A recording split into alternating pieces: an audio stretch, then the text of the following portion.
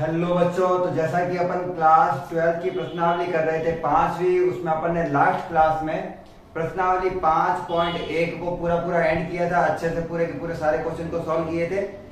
आज मैं यहाँ पर स्टार्ट करने वाला हूँ एक्सरसाइज 5.2 का बेसिक। बेसिक यानी अपन ने जब चैप्टर नाम पढ़ा था तो चैप्टर का नाम पढ़ते हैं अपन सांतत्य एवं अवकलनीयता। पांचवी प्रश्नावली का यही नाम है आपके, सांतत्य एवं अवकलनीयता, जिसमें अपन ने लास्ट पार्ट में क्या पढ़ लिया है, सांतत्य पढ़ चुके हैं। जिसमें अपन को यह बताना होता है कोई कर्व टूट रहा है या नहीं टूट रहा है। अगर वो टूटता है तो वो सांतत्य नहीं होगा, और वो नहीं टूटता है तो वो सांतत्य है। अब जो अपन का दूसरा टॉपिक है वो है यहाँ पर अवकलनीयता। दूसरा टॉपिक क्या है अपन का, अवकलनीयता। तो अवकलनीयता क्या होती है, कहाँ पे प्रयोग में आती है, थोड़ा बहुत आपने इसको 12th क्लास और 11th क्लास में पढ़ रखा होगा फिजिक्स में। थोड़ा बहुत नहीं, अच्छा खासा पढ़ रखा होगा अगर आपको किसी अच्छे टीचर ने पढ़ाया है तो। क्योंकि यहाँ पे केवल सूत्र काम आएंगे, बेसिकली याद रखना। जब अपन टॉपिक करेंगे तो केवल सूत्र काम आएंगे, वहां पर आपको शॉर्ट वाले अवकलन नहीं कराए जाएंगे, क्योंकि आपको वो सारे के सारे 11th क्लास में करवा चुके हैं वो, ठीक है ना। वो 11th क्लास में आपके आ चुके हैं। अपन सबसे पहले ये समझेंगे अवकलनीयता क्या होती है, अवकलनीयता की का प्रयोग कहाँ हो रहा है, कोई फलन अवकलनीय है या नहीं है वो कैसे पता चलेगा। ये सारा का सारा टॉपिक आज अपन यहाँ पे डिस्कस करने वाले हैं, और फिर इसके क्वेश्चन भी कर लेंगे, इसके अच्छे खासे क्वेश्चन भी कर लेंगे, ठीक है ना। तो सबसे पहले ये देखते हैं अवकलनीयता क्या होती है। अवकलनीयता का मतलब होता है, सिंपल मेथड ये है, इसका सिंपल अर्थ बता रहा हूं। मान लो मुझे कोई ग्राफ दे रखा है, उसमें कोई वक्र आ रखा है। उस वक्र पे मैं किसी भी बिंदु पर अगर स्पर्श रेखा खींचने में समर्थ हूं, अगर वो फलन ऐसा है जहां पे मैं चाहूं तो किसी भी बिंदु पर स्पर्श रेखा खींच सकूं, तो ऐसा फलन हमेशा अवकलनीय होता है। इसका मतलब है अवकलनीयता किसको दर्शा रही है, वक्र की ढाल को, कि मैं वहां पे ढलान खींच पा रहा हूं या नहीं खींच पा रहा। और अगर आपने 10th 11th क्लास पढ़ी है अच्छे से तो आपको यह भी पता होगा कि मैं जब tan थीटा लिखता हूं ना, किसी वक्र की ढाल को tan थीटा से लिखा जाता है, मैथ्स में आता है आपके, उसको m से लिखा जाता है, ठीक है ना। m भी लिखते हैं tan थीटा, और tan थीटा का मतलब ही क्या होता है, dy बाय dx। कहीं ये चिन्ह आपको देखा तो नहीं लग रहा है, ये चिन्ह ही अवकलन का है। तो जो tan थीटा होता है ना, जो वक्र की ढाल होती है ना, वही क्या होता है, अपन का अवकलन होता है। अगर किसी वक्र की ढाल खींची जा सकती है तो उसका अवकलन भी किया जा सकता है, और किसी वक्र की ढाल नहीं खींची जा सकती तो उसका अवकलन भी किया जाना संभव नहीं है। एग्जाम्पल के लिए मुझे वक्र दिया हुआ है, मैं इसके ऊपर स्पर्श रेखा खींचना चाहूं तो मैं खींच पा रहा हूं, ठीक है। स्मूथ दिया हुआ है, बिल्कुल वक्र स्मूथ होना चाहिए, यानी वक्राकार होना चाहिए। अगर कोई वक्र अपने दिए गए सभी बिंदुओं पर स्मूथ या फिर वक्राकार है तो उस फलन को अवकलनीय कहा जाता है, क्योंकि वहां पर वक्र की ढाल बनाना संभव है। वक्र की ढाल किधर भी बना सकते हैं, मान लो इस पॉइंट पे बनानी है, ये खींच दिया, इस पे बनानी थी, ये खींच दिया। अब आप सोच रहे हो मैंने यहाँ पे क्यों ले रहा हूँ, देखो यहाँ पे भी ले लिया भाई। कहीं पर भी स्पर्श रेखा खींची जा सकती है अगर वक्र क्या हो, स्मूथ हो। और अगर किसी वक्र पर स्मूथ रेखा खींची जा सकती है तो वो फलन अवकलनीय होता है। अब अवकलनीयता की जांच कैसे करते हैं, ढाल कैसे लेते हैं, वो आपको समझना है। तो अपन को यहाँ पे बेसिकली दो चीजें पता चली है कि किसी वक्र की जो ढाल आ रही है, वही अवकलन है उसका, वही dy बाय dx है, वही x के सापेक्ष उसका अवकलन है।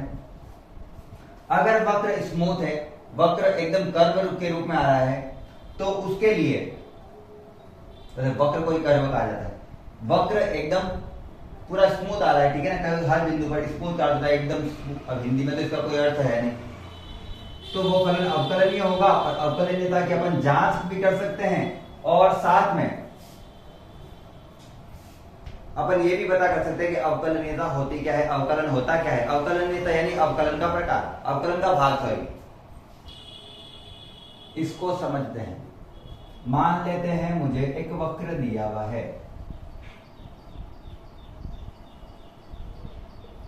ये एक्स अक्ष है और ये क्या है, मेरी वाई अक्ष है। अगर टेढ़ा मेढ़ा है लेकिन चल जाएगा, कुछ नहीं। अब मुझे एक वक्र दिया हुआ इसका, ऐसे ये दिया हुआ है वक्र, ये दिया हुआ वक्र, ठीक है।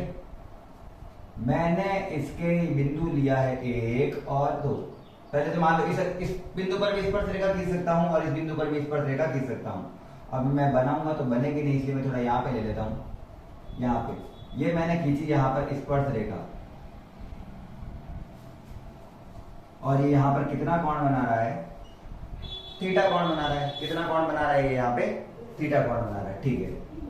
ये जो थीटा कोण है वही tan थीटा के सापेक्ष रखा जाएगा, क्योंकि वही उस बिंदु पर वक्र की ढाल वही है।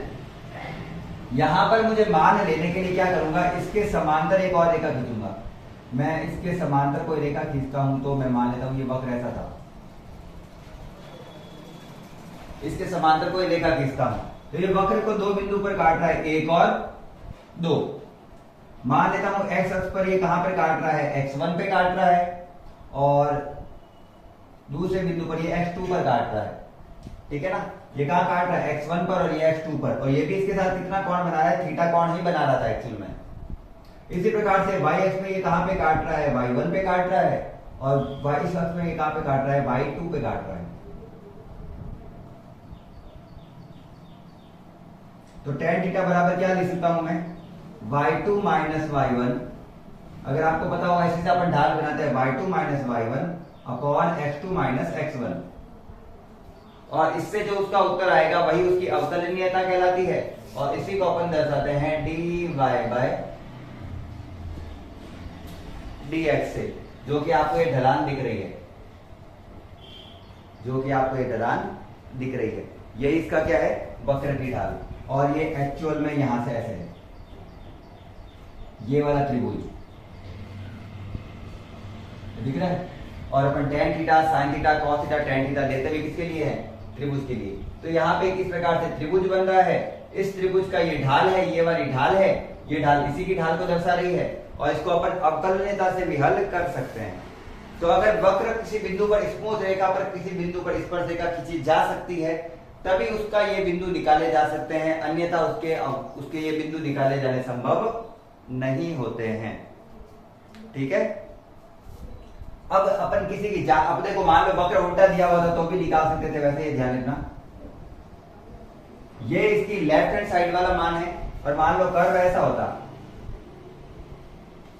मैं बहुत ज्यादा इधर ले रहा हूं, थोड़ा पास पे ले लेता हूं ऐसे।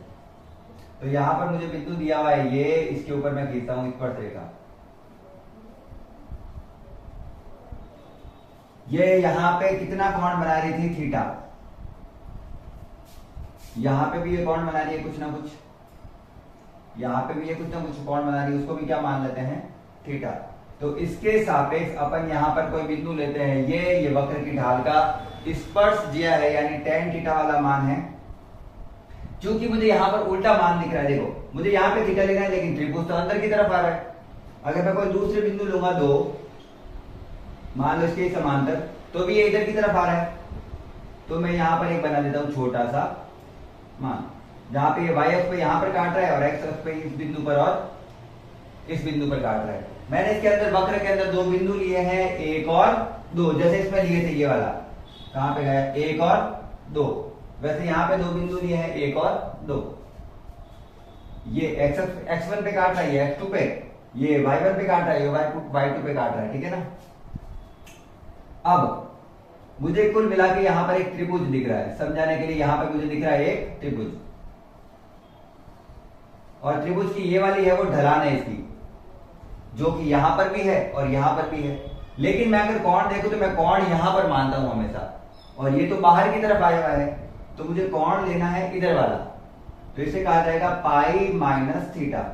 तो ये भी कितना कोण बना रहा है, पाई माइनस थीटा, और tan में पाई माइनस थीटा, माइनस का tan थीटा होता है, तो ढलान नेगेटिव में आती है। तो ये जो ढलान है वो नेगेटिव है, मतलब उल्टी दिशा में है, और ये जो ढलान है वो सीधी दिशा में है। तो आपको कभी भी इस टाइप की ढलान दिखती है तो प्लस का tan थीटा है, जबकि उधर की साइड दिखती है तो वो किसकी आएगी, माइनस की tan थीटा की। कारण बता देता हूं, क्योंकि मुझे लेना पड़ेगा tan पाई माइनस थीटा। और अगर आपने ट्रिग्नोमेट्री पढ़ रखी है, मेरे वाले से पढ़ लेना अगर नहीं पढ़ी है तो, इनवर्स ट्रिग्नोमेट्री, उसमें मैंने बता रखा है tan पाई माइनस थीटा होता है tan माइनस का थीटा, क्योंकि वो 180 डिग्री और 90 डिग्री के बीच में होता है, और 180 डिग्री और 90 डिग्री के बीच में tan क्या होता है, ऋणात्मक होता है।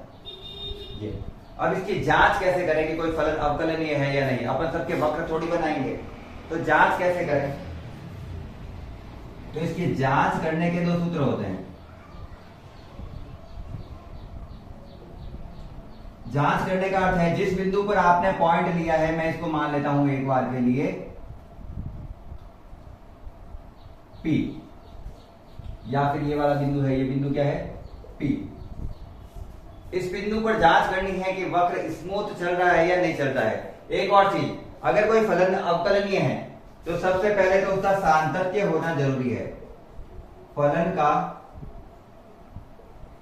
सातत्य होना आवश्यक है। अगर फलन सातत्य ही नहीं है तो अवकलनीय भी नहीं होगा, क्योंकि सातत्य का अर्थ होता है वक्र टूटना नहीं चाहिए। वक्र टूट ही गया तो स्मूथ कहां से होगा? तो किसी भी फलन के अवकलनीय होने के लिए, उसकी ढाल प्राप्त होने के लिए हर बिंदु पर वो वक्र लगातार चलना तो चाहिए, हर जगह पे चलेगा। तो वो अगर स्मूथ भी है और हर जगह चल भी रहा है तो शायद वो अवकलनीय हो सकता है। वो अपन को जांच करनी है। इस बिंदु के दो तरफ, एक लेफ्ट हैंड साइड और एक राइट हैंड साइड में, अपन को क्या निकालना है? उसके डेरिवेटिव निकालना है। उसे कहा जाता है लेफ्ट हैंड डेरिवेटिव और राइट हैंड डेरिवेटिव। दाएं पक्ष का अवकलनीय और बाएं पक्ष का अवकलनीयता।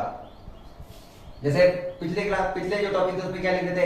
LHS और LHL और RHL, लेफ्ट हैंड लिमिट और राइट हैंड लिमिट। यहां पे लिमिट ना लिखकर क्या लिखेंगे? डिफरेंशिएशन वाला D।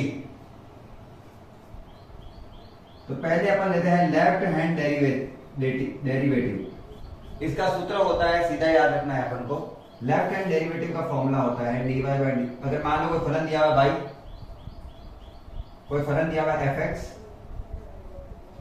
और या फलन तो लिखा ही नहीं, मान लो मुझे एक बार के लिए कोई फलन दिया हुआ है fx,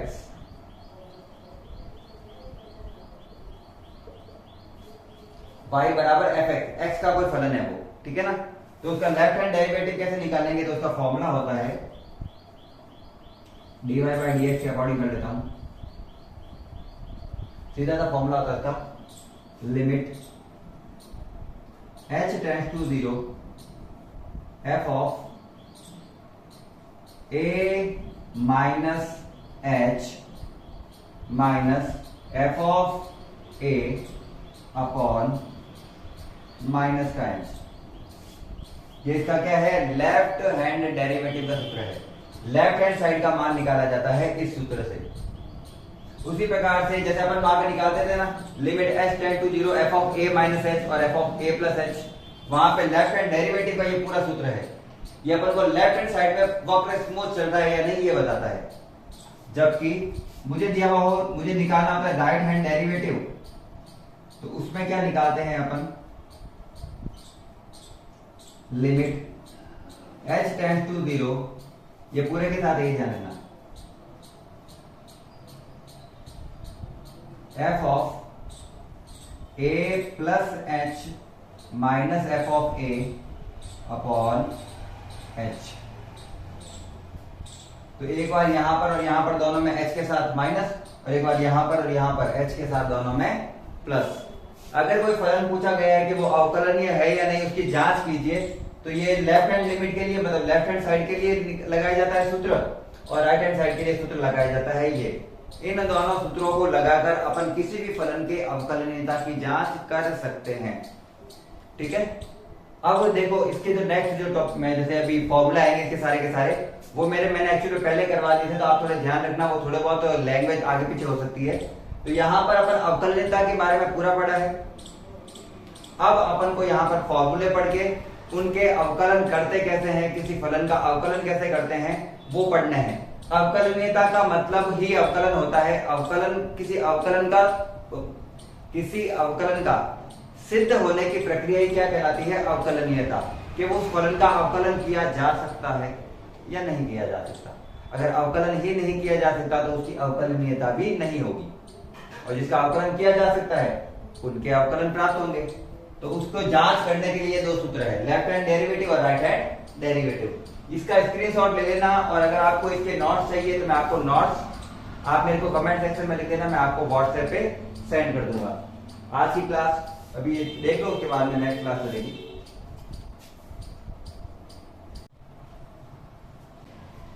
ये इसके जनरल सूत्र है, किसी भी संख्या का अवकलन 0 होता है, x का अवकलन हमेशा 1 होता है, केवल x दिया हुआ हो तो। x की घात कुछ भी हो उसका अवकलन करने के लिए घात को आगे ले लेते हैं, ये वाली जो घात है उसको x के आगे ले लेते हैं और घात में से 1 को घटा देते हैं। ये सूत्र आपको सीधा याद रखना होगा, अभी अपन क्वेश्चन करेंगे तो पता चल जाएगा। और जिसके 11th में साइंस है बेसिकली उसको सारे आते ही होंगे ये। और इसके जनरल कुछ सूत्र है, सूत्र याद रखने वाले दो हैं, एक गुणन विधि और एक भाग विधि। बाकी सूत्र तो पता ही सीधा आने चाहिए आपको। यहां पर दो विधियां पढ़ते हैं अपन बेसिकली, गुणन विधि और भाग विधि। जिसने 11th में नहीं पढ़ा होगा उसको समझा देता हूं। गुणन विधि क्या होती है, मान लो मुझे एक फलन दिया हुआ है d/dx sin x into cos x। तो इसमें दो फलन है वो अलग अलग है और दोनों का गुणनफल दिया हुआ है, और गुणनफल फलों का एक साथ अवकलन करना संभव नहीं होता है। तो उसके लिए एक सूत्र काम आता है। वो सूत्र ये है कि अगर मुझे दो अलग अलग फलन दे रखे जैसे sin x और cos x है, वैसे u और v दो है, वो दोनों गुणा में है और उसका अवकलन करना है, तो उसका सूत्र होता है पहले को एज इट इज रखो, दूसरे वाले का अवकलन करना है, बीच में लगाना है प्लस का चिन्ह, फिर दूसरे वाले फलन को एज इट इज रखना है और पहले वाले फलन का अवकलन करना है। तो एक को ऐसे रखो, दूसरे का अवकलन प्लस दूसरे को ऐसे रखो, पहले वाले का अवकलन। दोनों में से पहले आगे पीछे किसी को भी लिख सकते हो।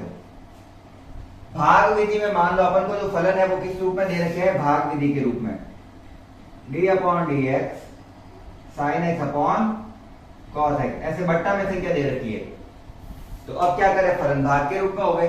तो भाग के लिए भी सूत्र होता है, उसके लिए होता है नीचे वाले फलन को ऐसे कैसे रखना है, ऊपर वाले फलन का पहले अवकलन करना है, फिर बीच में आएगा माइनस, ऊपर वाले फलन को एज इट इज रखना है, नीचे वाले फलन का अवकलन करना है।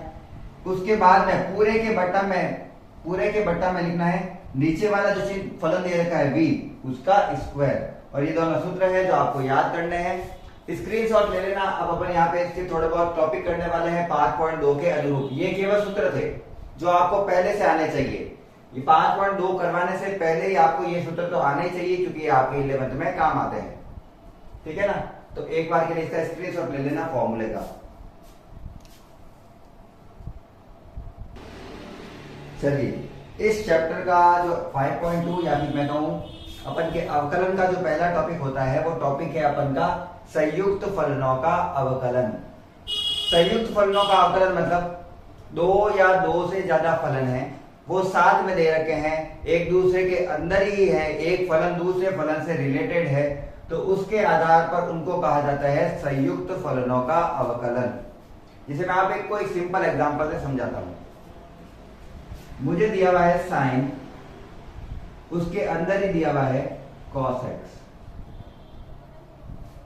मुझे दिया हुआ है साइन के अंदर क्या लिखा हुआ है cos x। अब यहां पे ध्यान से देखो तो साइन x नहीं लिखा हुआ है, जहां पे x लिखा हुआ है वहां पे ही क्या दिया हुआ है, मुझे cos x दे रखा है।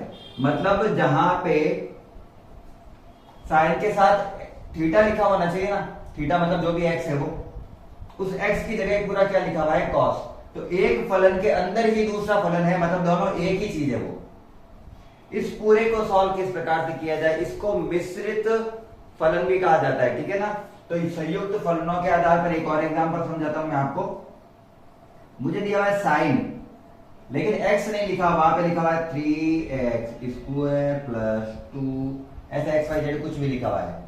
तो एक फलन के अंदर ही दूसरा फलन है, इन फलनों को कहा जाता है संयुक्त फलन। और संयुक्त फलन का अवकलन किस प्रकार से करते हैं, बेसिकली देखो जब अपन क्वेश्चन करते हैं ना, क्वेश्चन में मैं कभी भी फॉर्मूले काम में नहीं लेता था। जब मैं पढ़ते थे हमारे टीचर भी काम में नहीं लेते थे। सूत्र जो मैं यहाँ पे करवाता हूँ वो थोड़ा सा टिपिकल होते हैं, वो उल्टा ऐसा लगता है क्वेश्चन को हार्ड बना रहे हैं। लेकिन मैं आपको दोनों टाइप से कराऊंगा, जो आपके क्वेश्चन है आपके बुक के आधार पर, और उसको शॉर्ट में आराम से सरल विधि से कैसे हल किया जाता है वो। तो आपको दोनों विधियां याद रखनी है, लेकिन अगर आपके एग्जाम में आ जाए तो आप शॉर्ट विधि से, मतलब जो नॉर्मल विधि होती है उससे सीधा ही हल करोगे, फॉर्मूले लगाने की आवश्यकता नहीं होती है। फिर भी मैं आपको यहाँ पे फॉर्मूले पूरे समझा दूंगा। मान लो एक बार के लिए मुझे एक फलन दिया हुआ है f of g of x, एक फलन है, उसी के अंदर दूसरा फलन है। जैसे फलन होते हैं ना, fx हो गया, gx हो गया, px हो गया, qx हो गया, पढ़ा होगा आपने फलन। फलनों को इस प्रकार से लिखा जाता है, q कोई x का समीकरण है, p कोई x की समीकरण है, g कोई x की समीकरण है, f कोई x की समीकरण है, ऐसे। अब यहां पर मुझे बोला हुआ है कि f है, एक फलन है, उसी के अंदर एक फलन और आया हुआ है, वो भी x का ही फलन है। तो फलन के अंदर जब फलन दिया हुआ होता है तो एक तो ये याद रखना, जब फलन का अवकलन लिखते हैं ना, जैसे px है, मुझे बोले इसका अवकलन लिखो तो मैं लिख सकता हूं p डैश x, चिन्ह होता है सीधा, या तो इसको ऐसे लिखो या फिर क्या लिखोगे dp अपॉन dx। ये और ये दोनों एक ही चीज है। इसका अवकलन लिखेंगे ना तो जैसे px का अवकलन क्या होता है, ये या तो इसको डैश करके लिखो या फिर dp अपॉन dx करके लिखो, ठीक है ना। तो मैं किसी भी विधि से लिख दूंगा, आप थोड़ा सा ध्यान रखना, डैश लिख रहा हूं मतलब भी वो अवकलन ही कर रहा हूं मैं।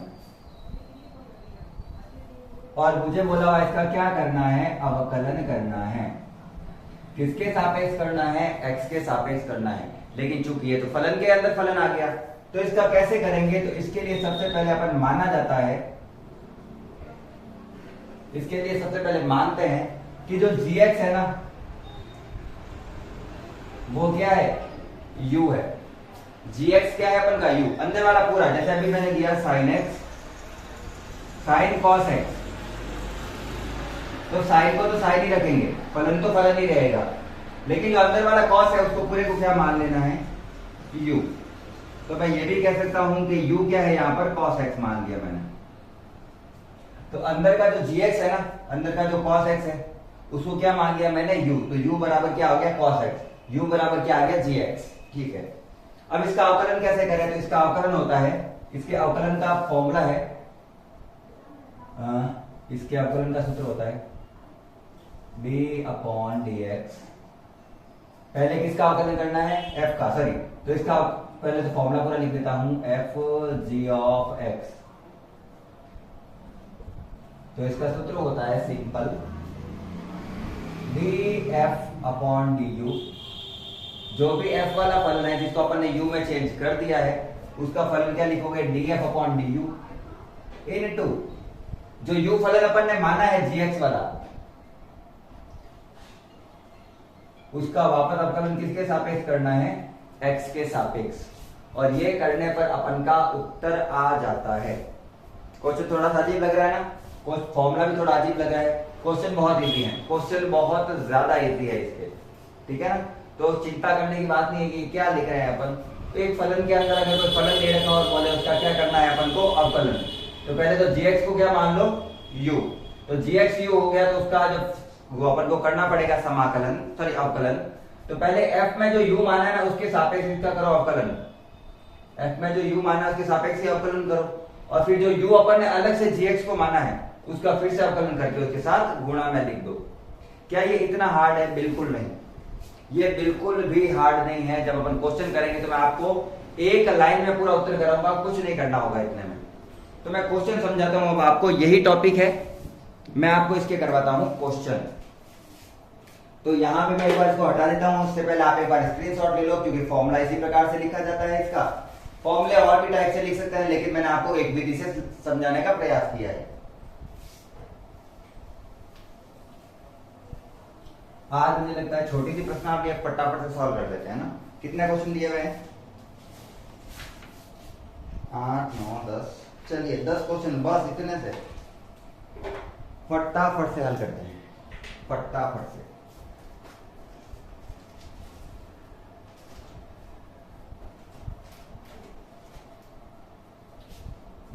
एक्सरसाइज स्टार्ट कर रहा हूं मैं तुम्हारे प्रश्नावली।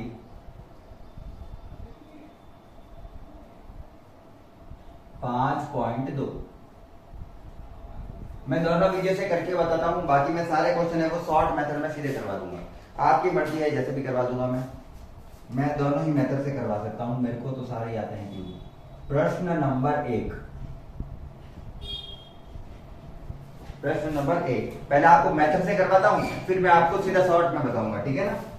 मान लेता हूं मुझे पहला क्वेश्चन दिया हुआ है y बराबर साइन एक्स स्क्वायर प्लस 5। अब आप कहोगे सर y तो हमको दिया हुआ ही नहीं है क्वेश्चन में, कोई बात नहीं, आपको नहीं दिया हुआ है फिर भी लिख दो, इंप्रेशन अच्छा बनता है, समझने में भी थोड़ा आसान होता है। तो अपन इसको क्या मान रहे हैं y। एक फलन दिया हुआ है y, उसका बोल रहा है क्या करना है मुझे, अवकलन करना है। उसका क्या करना है मुझे, अवकलन। तो मैं अवकलन वाले पहले तो लगा देता हूं इसके ऊपर चिन्ह, तो dy अपॉन dx, इस पूरे y वाले फलन का मुझे क्या करना है, अवकलन। तो मैं इसके आगे भी लगा देता हूं d अपॉन dx। शायद आपके स्कूल में y नहीं लिखाते होंगे, कोई बात नहीं, आप फिर भी लिख लेना, थोड़ा इंप्रेशन अच्छा बनता है, ताकि अपन को पता चले अपन जो सॉल्व कर रहे हैं वो क्या है, एक y का फलन है, ठीक है, मतलब y है वो कोई x का फलन है बेसिकली। अच्छे से देखना क्वेश्चन, यहां पर मुझे एक फलन के अंदर ही क्या दिया हुआ है, फलन दिया हुआ है। साइन के अंदर x नहीं लिख के साइन के अंदर एक्स स्क्वायर प्लस 5 लिखा हुआ है। तो इसको हल करने के लिए, अच्छा पहले इसको हल करने के लिए मैं मान लेता हूं, इसको हल करने के लिए माने तो सही, जो भी अंदर की तरफ चीज दे रखी होती है उसको क्या मान लेना है अपन को, u। तो मैंने माना कि एक्स स्क्वायर प्लस 5 ये पूरा के पूरा क्या है, u है, ये पूरा के पूरा क्या है, u है। तो अगर मैं समीकरण को लिखना चाहूं तो मैं लिख सकता हूं y बराबर दे रखा है मुझे साइन, और जहां एक्स स्क्वायर प्लस 5 माना है मैंने, वहां पे सीधा ही क्या लिख दूंगा, u। चलिए ये फलन हो गया, y का फलन बड़ा था मैंने छोटा कर दिया, लेकिन u क्या दे रखा है मुझे, एक्स स्क्वायर प्लस 5। तो मेरे पास दो फलन है, एक तो है y का और एक है u का। अब अगर मुझे y का अवकलन निकालना है, dy अपॉन dx निकालना है मुझे, क्योंकि मुझे तो x के सापेक्ष निकालना था, तो उसका सूत्र होता है dy अपॉन du। इसका किसके सापेक्ष करेंगे, y का u के सापेक्ष, क्योंकि x तो मैंने हटा दिया, इनटू डॉट इंटू कुछ भी लगाओ, इस u का किसके सापेक्ष करना है, u वाला फलन है ना जो मैंने माना है अंदर वाला, इसका किसके सापेक्ष करना है, x के सापेक्ष अवकलन करना है। और अगर आप ध्यान से सूत्र देखो तो du से du कटेगा तो वापस क्या आएगा, dy अपॉन dx। तो अपन एक कुल मिला के u को इस प्रकार से बनाया है कि उसको सॉल्व करने पर वापस उसी का उत्तर आना है, dy अपॉन dx ही आना है मेरे पास। चलिए दोनों के अंदर मान रखते हैं, dy अपॉन dx तो निकालना है मुझे, ये तो मुझे निकालना है। यहाँ पे y और u के अंदर मान रखते हैं, तो d अपॉन du का d अपॉन du ये तो चिन्ह होता है, y कितना दिया हुआ मुझे, साइन u,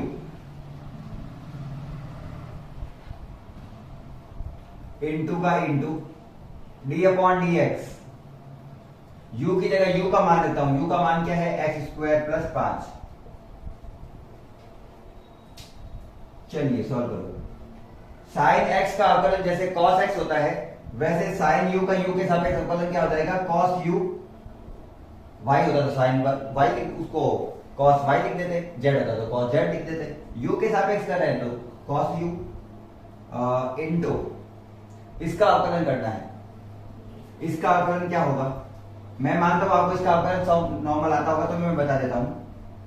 x की जो भी घात में होती है उस घात को तो आगे लिखा जाता है और घात में से एक कम किया जाता है, तो दो में से एक कम करूंगा तो एक हो गया, वो 3 होता तो घात हो जाती 2, प्लस किसी भी संख्या का अवकलन हमेशा कितना होता है, 0। तो मुझे कुल मिलाकर मिला है cos u इंटू 2x, है ना। u क्या माना था मैंने, वो उसका मान वापस रख दो, तो u क्या माना था, एक्स स्क्वायर प्लस 5, तो cos x square plus 5 into 2x, यही इसका क्या है, आंसर है। सर जी ये तो बहुत बड़ा है, आपने तो कहा था एक आंसर में आंसर, एक लाइन में आंसर आएगा। बिल्कुल इतना बड़ा करने की एग्जाम में आवश्यकता नहीं है, ये 1 नंबर का क्वेश्चन है।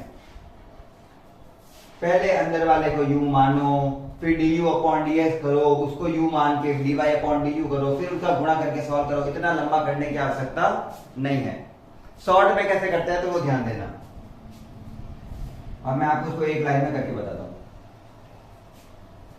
मुझे करना है इसका अवकलन d y upon d x. वैसे इसको मैं ऐसे भी लिख सकता हूं, ये फल चर है ना, उसको आगे लिख सकता है, ठीक है ना। 2x cos x square plus 5 गुणा में है ना, आगे लिखा है मैंने, क्योंकि चरों को हमेशा आगे लिखते हैं, संख्या को सबसे आगे, फिर चर को, फिर जो भी फलन होता है cos sin के वैसे।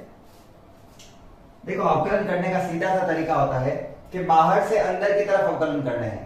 पहले बाहर वाले का करेंगे, फिर किसका करेंगे, अंदर वाले का। जब बाहर वाले का करेंगे तो अंदर वाली चीज को चेंज नहीं करना है, उस पूरे को एक बार के लिए x मान के चलना है। सबसे पहले बाहर क्या लिखा हुआ है, साइन। तो साइन का अवकलन क्या होता है, cos होता है। साइन के अंदर अगर x लिखा हुआ होता तो मैं इसको क्या लिखता, cos x लिखता।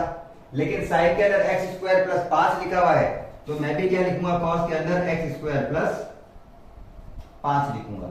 मतलब कुल मिला के साइन का अवकलन तो करना है, लेकिन अंदर वाला फलन वही रहेगा जो उसमें दिया हुआ है। ये करने के बाद में अपन को जाना है अंदर की तरफ। अंदर वाला फलन है उसका फिर से अवकलन करना है। तो उसका अवकलन क्या होगा, तो अवकलन करो इसका। घात आगे आएगी और घात में से एक कम, तो घात आगे आएगी और घात में से एक कम, प्लस का प्लस, जीरो का, संख्या का अवकलन 0। तो 2x में 0 जोड़ूंगा तो 2x ही होगा। 2x को इसको गुणा कर दो, 2x dot cos x square plus 5। बस उत्तर यही था, अपन ने इतना लंबा चौड़ा किया है इसको। तो आपके ऊपर है कि आप कौन से मेथड से करना चाहते हो, इस मेथड से या फिर इस मेथड से। तो मैं मानता हूं ये वाला मेथड थोड़ा इजी है, इससे करना आपके लिए बेटर रहेगा, ठीक है। अब आगे वाले क्वेश्चन शॉर्ट मेथड से करते हैं। बिल्कुल अपन को कोई लंबे मेथड से करने की आवश्यकता नहीं है। एग्जाम में कभी नहीं लिखा हुआ था कि किस मेथड से हल करो। मेथड खूब है, अपन की मर्जी से किसी भी मेथड से हल कर सकते हैं। चलिए नेक्स्ट क्वेश्चन निकाल रहा हूं। अब सारे क्वेश्चन धनाधन करते हैं अपन, ठीक है। अब सारे क्वेश्चन फटाफट करते हैं। ये मेथड फर्स्ट था, ये मेथड क्या था, सेकंड। सेकंड क्वेश्चन दिया हुआ है मुझे, प्रश्न नंबर 2। क्या दिया हुआ है सर जी, सबसे पहले तो याद रखना, मैं हमेशा इसको y मानूंगा जो भी फलन दिया हुआ है, cos ऑफ sin x। इसको बोला जाता है cos of sin x, cos of sin x, ठीक है। चलिए अब करो सर जी इसका फटाफट से, अभी कर लेते हैं बच्चों। सबसे पहले मुझे निकालना है dy बाय dx। लेकिन ये तो सम्मिश्र संख्या हो गई, इसके अंदर के अंदर सम्मिश्र संख्या, मिश्रित संख्या या फिर संयुग्मी फलन का अवकलन, सब तीनों एक ही चीज है। वैसे इसको बोला जाता है सम्मिश्र अवकलन।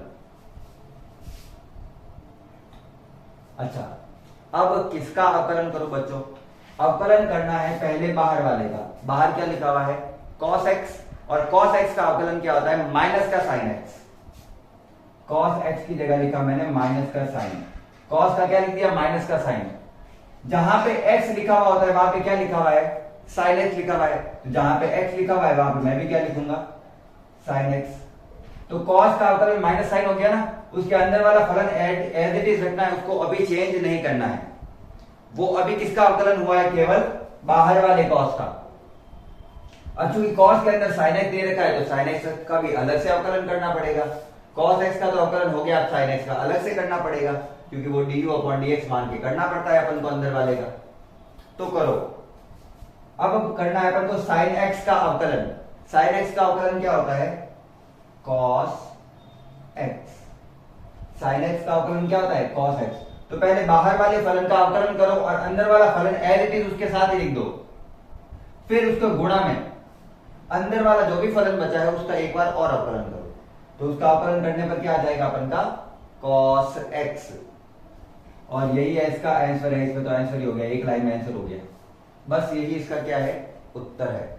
अवकलन के चिन्ह लगाने की आवश्यकता नहीं है, बार बार बता देता हूं, इसीलिए मैंने यहाँ पे y को सीधा ही किया, इसके लिए इसको मैंने सीधा ही क्या माना है, y। बार बार चिन्ह लगाने की जरूरत नहीं है तुम लोगों को। सीधा क्या करोगे, dy dx, और अवकलन उधर वाले का अवकलन चालू कर दो, लिखना कुछ नहीं है। प्रश्न नंबर 3। प्रश्न नंबर 3 दिया हुआ है मुझे, y बराबर साइन के अंदर ax प्लस बी। क्योंकि जब आगे आप टॉपिक देखोगे तो आपको पता चलेगा, आपके पास ये वाला मेथड सॉल्व करने का टाइम नहीं होता। आपको एक बार में तो ये अवकलन करने होते हैं, फिर उसकी समाकलन करने होते हैं, सब मिक्स में आता है, बहुत बड़े बड़े टॉपिक है, तो वहां पे अपन को शॉर्ट में करने होता है, ठीक है ना। तो गलती से ये मत सोच लेना कि सर शॉर्ट में क्यों करा रहे हैं, सर इसलिए करा रहे हैं क्योंकि आपके ही काम आने वाले हैं, है ना। साइन एक्स के अंदर फलन दिया हुआ है ax प्लस बी, तो पहले साइन का करना है, फिर ax प्लस बी का अलग से करना है। तो पहले साइन एक्स का कर लेते हैं। साइन एक्स का अवकलन क्या होता है, cos x, लेकिन मेरे को साइन एक्स दिया हुआ नहीं है, मेरे को दिया हुआ साइन ax प्लस बी, तो साइन का तो cos हो गया और अंदर वाला फलन उसके साथ वही रहेगा जो दिया हुआ है क्वेश्चन में। जैसे cos के अंदर साइन एक्स दिया होता तो साइन के उसका अवकलन करके फलन वही रहता, फलन को चेंज नहीं किया। उसी प्रकार से साइन का अवकलन कर दिया cos, लेकिन फलन वही रहा जो अंदर रहेगा। अब जो अंदर वाला फलन है ना, उसका एक बार और क्या करो, अवकलन करो। तो अवकलन करते हैं, a का a तो कोई चर है, x का अवकलन, x का अवकलन कितना होता है 1, जो कि मैंने अभी फॉर्मूला लिखाया है, प्लस b, a और b कोई संख्याएं हैं, ये ध्यान रखना, a और b, x के अलावा सारी चीजें वो क्या है, संख्याएं हैं। a तो संख्या थी तो वो तो a के x के साथ ही तो एज इट इज रह गई। b का अवकलन कितना हो जाएगा, संख्या का अवकलन होता है 0।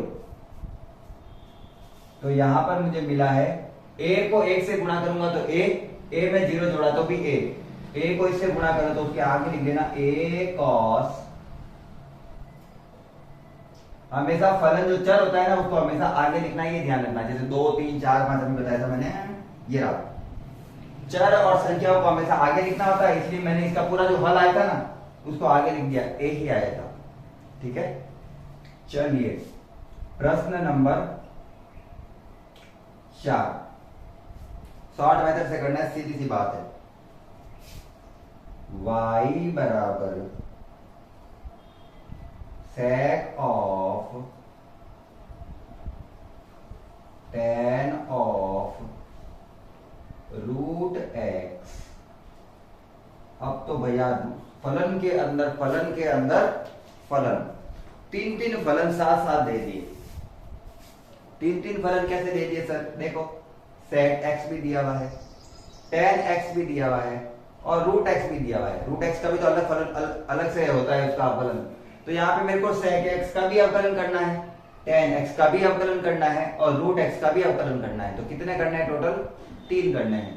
पहले sec का करेंगे तब ये एज इट इज आएगा, फिर tan का करेंगे तो ये एज इट इज आएगा, फिर रूट x का करेंगे तो उसका फलन आ जाएगा। तो मुझे करना क्या है यहाँ पे, तो मुझे यहाँ पे करना ये है, सॉल्यूशन करना है। और किसका करना है, y के x के सापेक्ष इस पूरे फलन का करना है।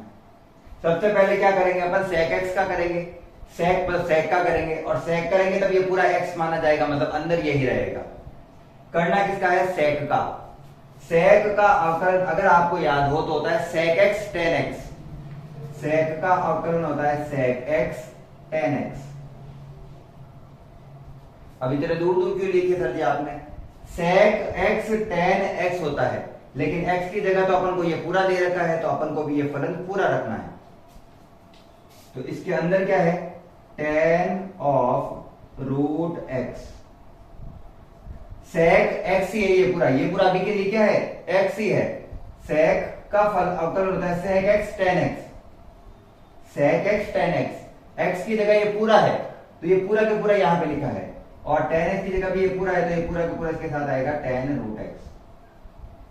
अभी के लिए ये पूरी की पूरी चीज क्या मानी जाएगी, x मानी जाएगी।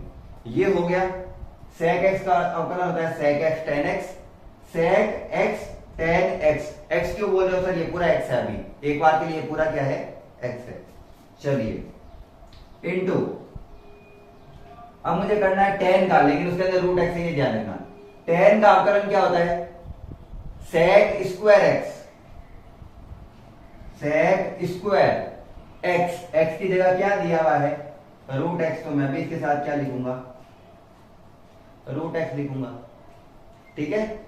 उसके बाद में मुझे दिया हुआ है रूट एक्स अलग से, और देखो मैंने सेक का कर दिया सेक एक्स टेन एक्स के रूप में, टेन का कर दिया सेक स्क्वायर के रूप में, अंदर जो फलन है इसके अंदर वो वही रहेगा, उसको एक्स नहीं लिख देना है। और रूट एक्स का अवकलन मैंने अलग से लिखाया था 1/2 रूट एक्स, 1/2 रूट एक्स। तो इसका पूरे का आंसर है sec of tan of root x, tan of tan of root x, sec square root x upon में पूरे में बटा में क्या आएगा 2 रूट एक्स। आपको पीछे इस टाइप से लिखा हो सकता है, और यही इसका क्या होगा आंसर होगा, यही इसका क्या होगा आंसर होगा। इसको इस मेथड से कर सकते हैं क्या? बिल्कुल कर सकते हैं। अगर आप चाहेंगे इस मेथड से कराओ तो आप कमेंट सेक्शन में लिख लेना। आपको अगर बड़े मेथड से करना चाहते हैं, मैं इस मेथड से भी करा दूंगा, मेरे लिए कुछ नहीं है। उसके लिए आपको एक पूरा पेज भरना पड़ेगा, जबकि ये इतने बड़े क्वेश्चन होते नहीं है। एग्जाम में 1 नंबर का क्वेश्चन आता है, और 1 नंबर में मैं तो इतना बड़ा क्वेश्चन नहीं करता। ठीक है, तो छापो अभी तक के लिए, एक बार के लिए स्क्रीनशॉट ले लो इनका। मैं सोचता हूं टाइम क्या हुआ देखते हैं, 30 मिनट हो गए। चलिए, मैं सोचता हूं कि मुझे चौथा क्वेश्चन एक बार मैं मेथड से करा दूं आपको, ताकि अगर आपके कभी मेथड से पूछ लिया जाए तो आप कर सके। वैसे मेथड से आज तक कभी नहीं पूछा गया, नया कुछ ऐसा हो जाए तो अलग बात है, लेकिन मैं इसको आपको एक बार मेथड से करके समझा देता हूं। मेथड ये है कि मुझे क्वेश्चन दिया हुआ है y equal sec of tan of root x. क्या मुझे यही दिया हुआ है? बिल्कुल सर, आपको वही दिया हुआ है। मुझे टेन के सेक के अंदर टेन एक्स भी दिया हुआ है, टेन के अंदर रूट एक्स भी दिया हुआ है, तो मतलब फलन के अंदर फलन दिया हुआ है, यही प्रकार से दिया हुआ है मुझे। तो मुझे क्या करना पड़ेगा, सबसे अंदर वाले को पहले कोई फलन मानना पड़ेगा। ठीक है, और मैं मान लेता हूं, मैं ये मान लेता हूं कि मेरा जो रूट का एक्स है वो v है, माना v बराबर हो गया रूट एक्स, v बराबर क्या हो गया रूट एक्स। इसी प्रकार से जब मैं इसको v लिख दूंगा तो ये tan v हो जाएगा, और tan v को मैं क्या मानूंगा, tan v को मैं क्या मानूंगा u। tan v बन जाएगा ना रूट एक्स को, अगर मैं क्या लिख दूं यहां पे v, तो tan v, उस tan v को मैं क्या मानूंगा u, और ये पूरा का पूरा u हो गया, और बाहर वाला जो है वो फलन है ही। अब मुझे कह रहा है इसका अवकलन निकालो, तो इसके लिए क्या सूत्र लगाऊं मैं? तो इसके लिए सूत्र लगेगा du अपॉन तो dy अपॉन dx बराबर df। अब मैं f क्या लिख रहा हूं, ये फलन है, ये क्या है फलन है, यही तो पूरा फलन है बस। df अपॉन du, इसका tan के साथ इस वाले के सापेक्ष करना है तो मैं मानता हूं du into du upon dv, u का v के सापेक्ष इंटू dv अपॉन dx। क्यों लिखा है वापस समझना। जब मैं पूरे tan, इसको ये वाला जो मान है ना tan रूट एक्स, एक बार के लिए मैं क्या मान लेता हूं tan रूट एक्स। चलो सबसे पहले रूट एक्स को क्या माना है v, u को क्या माना है tan रूट एक्स, और tan रूट एक्स को ही मैं और क्या लिख सकता हूं tan v, क्योंकि रूट एक्स ही क्या है v है, रूट एक्स ही क्या है v है। चलिए v है वो रूट एक्स है सबसे अंदर वाला, u है वो tan रूट एक्स है, और ये पूरा जो है वो फलन है f। पूरे फलन का मतलब सेक का मुझे tan रूट एक्स के सापेक्ष, tan रूट एक्स को तो मैंने पूरा क्या मान लिया u, तो मैं इसका फलन किसके सापेक्ष करूंगा u के सापेक्ष। सबसे पहले होगा भी किसका, सबसे बाहर वाले का। फिर tan रूट एक्स का करना है, tan रूट एक्स का करना है तो उसको मैंने क्या माना है u माना है, लेकिन रूट एक्स को मैंने अंदर क्या मान लिया v, तो du को किसके सापेक्ष अवकलन करेंगे v के सापेक्ष। ठीक है, फिर v सबसे अंदर वाला v है और रूट एक्स है, उसका अलग से अवकलन करना है थर्ड नंबर पे, तो इसका किसके सापेक्ष अवकलन करेंगे x के सापेक्ष ही करेंगे। तो अपन को यहाँ पे टोटल कितने अवकलन करने हैं, 3 अवकलन करने हैं। फलन के अंदर फलन के अंदर फलन का, एफ के अंदर यू के अंदर बी का, ठीक है, एफ के अंदर यू के अंदर बी का, किसके सापेक्ष करना है, उसके जस्ट पहले वाले फलन के अंदर वाले का। चलिए अब मैं आपको लिख के बता देता हूं, dy बाय dx बराबर d अपॉन du, सूत्र लगा के भी पूरा तरीका बता देता हूं ना। एफ क्या है मेरे पास, एफ तो ये फलन है सेक, और ये पूरा tan रूट x तो क्या हो गया मेरा, u हो गया, तो मैंने इसको लिख दिया u, क्योंकि मुझे u के सापेक्ष ही अवकलन करना है। और अगर आपको f भी नहीं पता चल रहा है तो मैं मान लेता हूं कि यहाँ पे फलन जो f है ना, उसको मैंने क्या माना है, sec u। चलिए into d upon dv, v के सापेक्ष u का करना है, u ये रहा, u का सूत्र क्या है, tan v, इनटू सेम उत्तर आएगा अभी देखना, dv अपॉन dx है, d अपॉन dx और b हो गया मेरा रूट x। एक एक करके सबका अवकलन करते हैं। sec u का अवकलन क्या होता है, sec u tan u, sec x का sec x tan x होता है, वैसे sec u का sec u tan v हो जाएगा क्योंकि u के सापेक्ष करना है, तो ये हो गया sec u tan u। उसके बाद में इसका तो हो गया, इनटू का into tan v, tan v का अवकलन क्या होता है, v के सापेक्ष tan का होता है sec स्क्वायर, और ये v का v। उसके बाद में रूट x का करना है, और रूट x का सीधा क्या होता है, x के सापेक्ष 1/2 रूट x। अब सबके अंदर वैल्यू पुट करो, वैल्यू पुट करता हूं तो आ रहा है sec ऑफ u क्या था, u क्या था, tan रूट x, वापस मान रखो tan रूट x, डॉट का डॉट मतलब गुणा का गुणा, tan u वापस वही tan रूट x लिखना है, इंटू sec स्क्वायर v कहां है, v कहां है, ये रूट x, sec कहां गया, ये रहा sec स्क्वायर v की जगह v का मान रखा है रूट x, लास्ट क्या बचा मेरे पास 1/2 रूट x। क्या मैंने यहां पर यही लिखा है, बिल्कुल यही है, देखो sec of tan of root x, sec of tan of root x, tan of tan of root x, tan of tan of root x, multiply sec square root x multiply 1/2 root x।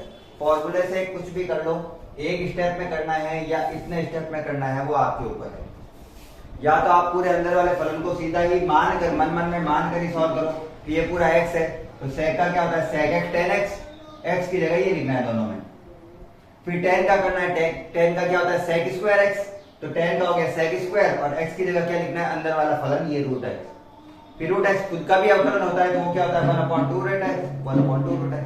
सबको गुणा में लिखते रहो, अंदर वाले फलनों का गुणा करके अंदर अंदर लिखते रहो। एक नंबर का क्वेश्चन है, ये आ सकता है तो शायद 2 नंबर में आएगा, लेकिन मैंने आज तक 1 नंबर में आते देखा है, आपको सीधा अवकलन आना चाहिए, आगे सीधे ही करने पड़ेगी वैसे भी, ठीक है।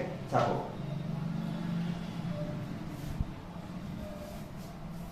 प्रश्न नंबर करता हूं तब तक मैं 5,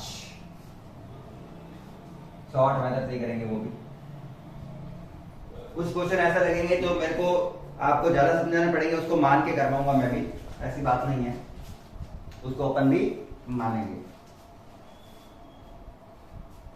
प्रश्न नंबर 5, प्रश्न नंबर 5 में कह रहा है कि y बराबर है मेरे पास, साइन के अंदर तो है ax प्लस b, और कॉस के अंदर है cx प्लस d,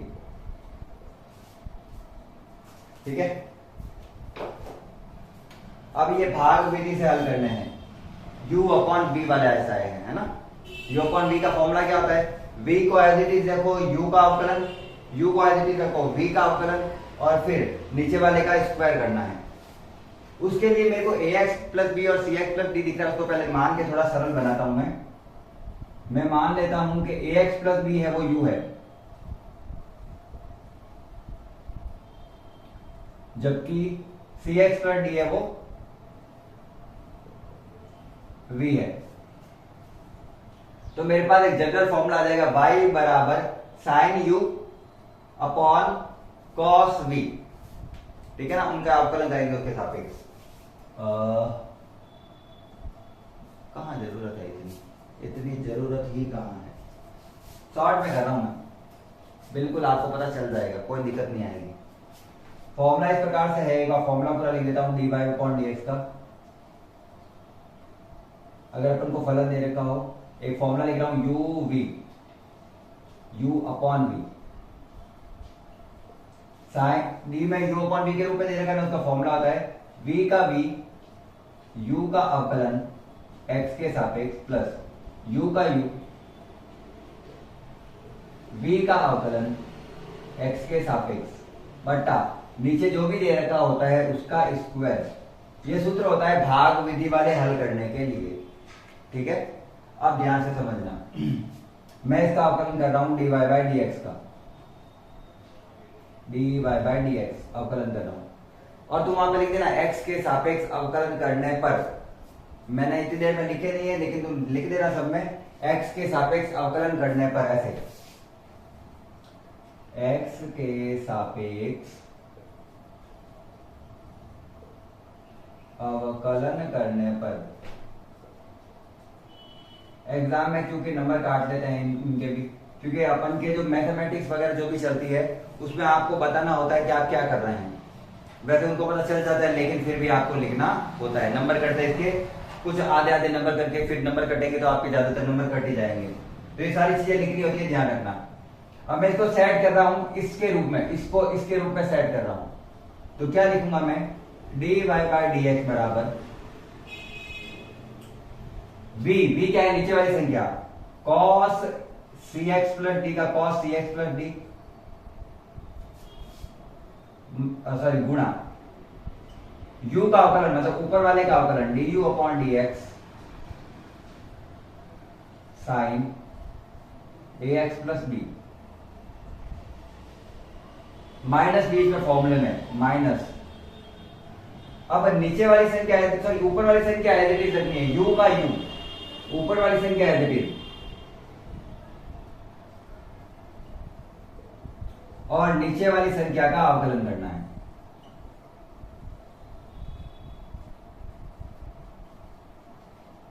और इस पूरे के बट्टा में क्या आएगा, v स्क्वायर, v मतलब नीचे वाली संख्या का square, cos square cx plus D. नीचे वाली संख्या जो दे रखी है उसका क्या लिखा मैंने यहाँ पे, स्क्वायर लिखा है। अब अवकलन करना स्टार्ट करते हैं, ध्यान से समझना।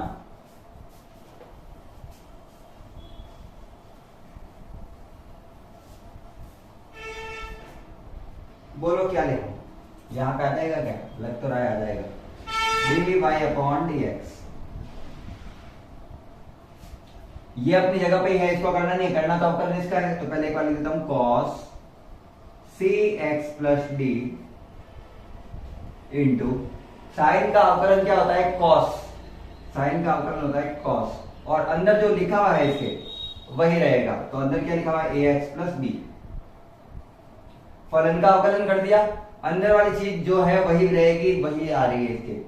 अब चूंकि अंदर वाली फलन का अंदर खुद का गुणा अवकलन और होगा तो उसका अवकलन क्या हो जाएगा, इसका अवकलन क्या हो जाएगा, ax प्लस बी का, a का a, x का अवकलन 1, प्लस का प्लस, और किसी भी संख्या का अवकलन 0।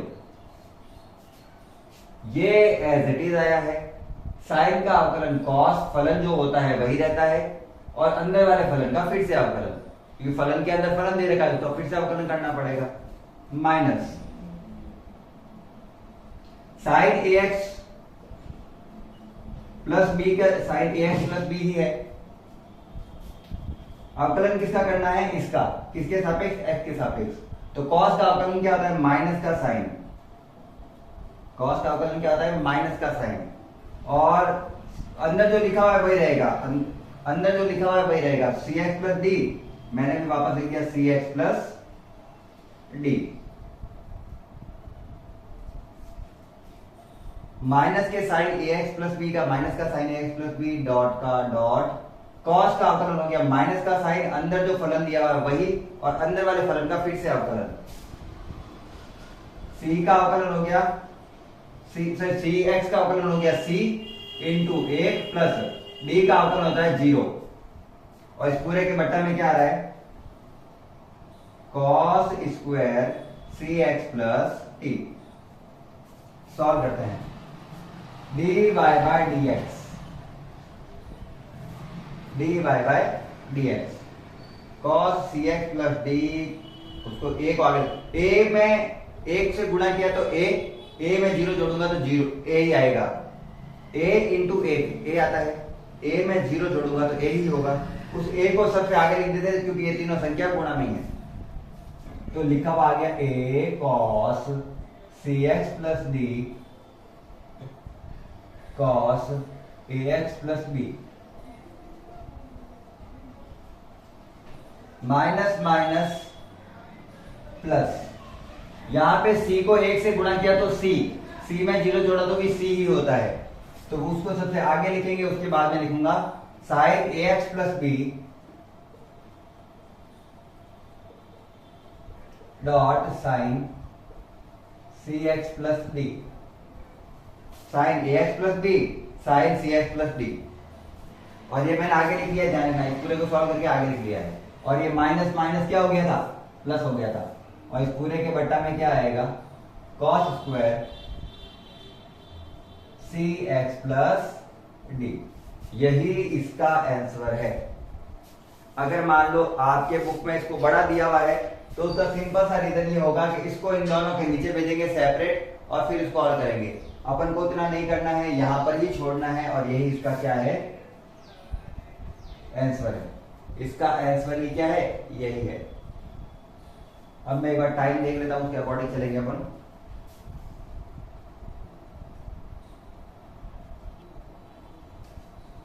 चलिए आज की क्लास में इतना ही रखते हैं, छोटी सी क्लास ही रखते हैं अपन, छोटी सी तो नहीं है, ये भी बड़ी है। तो आज की क्लास में इतने ही क्वेश्चन है, अगर आपको क्वेश्चन नहीं समझ में आए तो आप कमेंट सेक्शन में लिखना, मैं आपको यू वी मान के उस मेथड से भी हल करवा सकता हूं, लेकिन मैं यहां तक मानता हूं कि जब ये इसको आंसर करने में इतना टाइम लग रहा है तो उनसे करने में इससे लगभग डबल टाइम लगेगा, उससे डबल मेथड लगेगा। तो आप जहां तक हो सके अगर आपके अवकलन के सूत्रों को थोड़ा सा अच्छा कीजिए, और उसके बाद में अगर आपको अवकलन के सूत्र आते हैं तो आपको कोई दिक्कत नहीं होगी इन क्वेश्चनों को हल करने में। अवकलन के एक्चुअल में जो सारे के सारे क्वेश्चन होते हैं वो सारे के सारे आप 11th क्लास में पढ़कर आते हैं, तो 11th क्लास के जो फॉर्मूले से आप जो सॉल्व करते हैं वो आपको पहले से आने चाहिए। यहां पर आपको अवकलन समझाया नहीं जाएगा मैथ्स में, मैं अपनी बात नहीं कर रहा हूं, मैथ्स में आपको अवकलन समझाए नहीं जाएंगे कि अवकलन के फॉर्मूले से उसको हल कैसे करते हैं, वो तो आप 11th से पढ़ के आते हैं। यहां पे आपको ये बता रहा है कि अगर आपको कोई फॉर्मूला कॉम्प्लेक्स दे रखा है तो उसको अवकलन विधि से कैसे हल किया जाता है, ये है आपके मैथ्स में। मैथ्स में आपको अवकलन के छोटे छोटे सूत्रों से उनके हल करना नहीं समझाया जाएगा, आपको बड़े बड़े टॉपिक ही समझाए जाएंगे, कॉम्प्लेक्स मेथड ही करवाए जाएंगे, सारे के सारे छोटे छोटे फॉर्मूले वो बहुत कम काम आएंगे।